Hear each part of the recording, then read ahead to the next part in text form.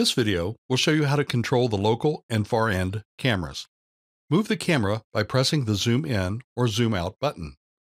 To pan left or right or tilt the camera up or down, use the touchpad on the remote control. Zoom in and zoom out with the zoom buttons at the top of the remote. You can go to a stored preset by pressing its number on the remote control. In this example, preset number 1 is pointing to the whiteboard. You can view all recorded presets under Menu, Camera, Presets. Create a new preset key by holding down the number key you wish to preset while the camera is adjusted to the preferred angle.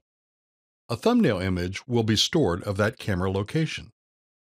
In some conferences, you may need to control the far end cameras.